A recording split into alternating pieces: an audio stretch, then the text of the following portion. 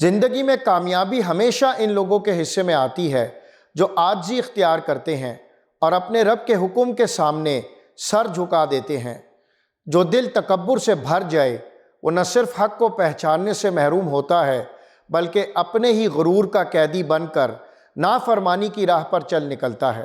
یہی غرور انسان کو زوال کے گڑھے میں دھکیل دیتا ہے اور وہ اپنی اصل حقیقت کو بھول کر خود کو بڑا سمجھنے لگتا ہے۔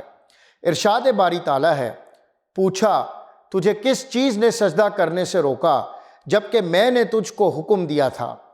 بولا میں اس سے بہتر ہوں، تو نے مجھے آگ سے پیدا کیا اور اسے مٹی سے۔ سورہ اعراف آیت 12۔ ناظرین، یہ آیت ابلیس کے تکبر اور نافرمانی کو بیان کرتی ہے۔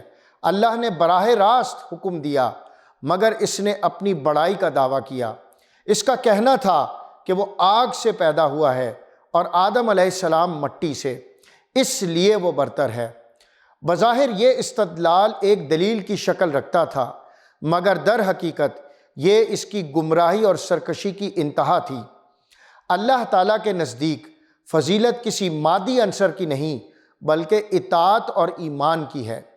آدم علیہ السلام کو اللہ نے وہ شرف دیا تھا جو کسی اور کو حاصل نہیں تھا۔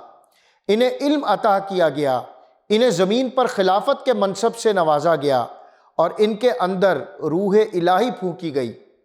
ابلیس نے اس حقیقت کو نظر انداز کیا اور محض اپنی تخلیق کے مادے پر گھمنڈ کیا۔ یہی تکبر اسے لے کر ڈوب گیا۔ یہ آیت ہمیں ایک سبق دیتی ہے، اصل برتری نسل، زبان، رنگ یا مادہ تخلیق میں نہیں بلکہ ایمان اور اطاعت میں ہے۔ جو دل عاجزی سے خالی ہو وہ اللہ کے حکم کو معمولی سمجھنے لگتا ہے اور یہ روش اسے شیطان کے نقش قدم پر لے جاتی ہے۔ اس کا انجام ذلت اور تباہی کے سوا کچھ نہیں۔ غرور اور خود پسندی انسان کی سب سے بڑی کمزوری ہے۔ یہی رویہ معاشروں کو بگاڑتا ہے، دلوں کو سخت کر دیتا ہے اور انسان کو دوسروں پر ظلم کرنے پر آمادہ کرتا ہے۔